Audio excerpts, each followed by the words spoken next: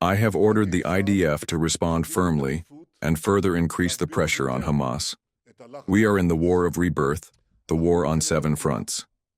This war has very heavy prices, because any such loss is a world in and of itself. But we, as people who desire life, have no choice but to continue fighting for our very existence until victory.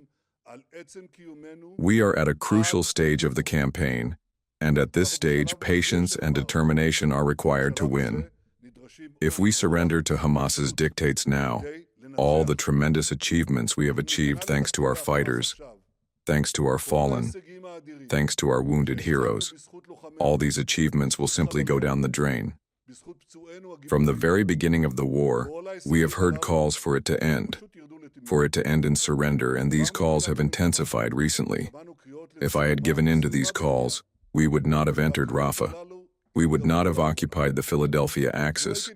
We would not have carried out Operation Beeper. We would not have eliminated Sinwar, Daf, Hania, and even Nasrallah.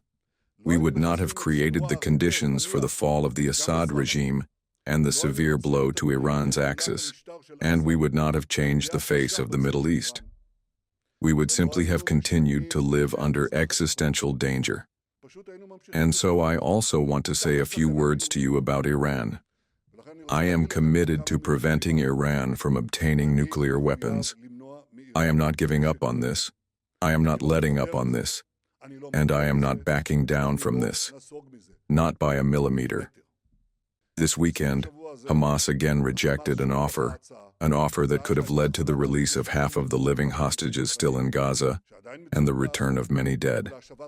Hamas demands an end to the war and the leaving of its rule intact. It also demands a complete Israeli withdrawal from Gaza and the reconstruction of Gaza with the introduction of capital that will allow it to rearm and prepare attacks on us again.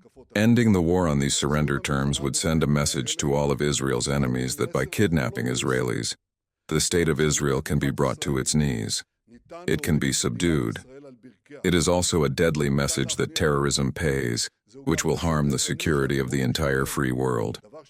Of course, under these conditions, President Trump's important vision will also not be realized, the vision that will change the face of Gaza once and for all, and allow our country to live in security. ויאפשר למדינתנו לחיות בביטחון.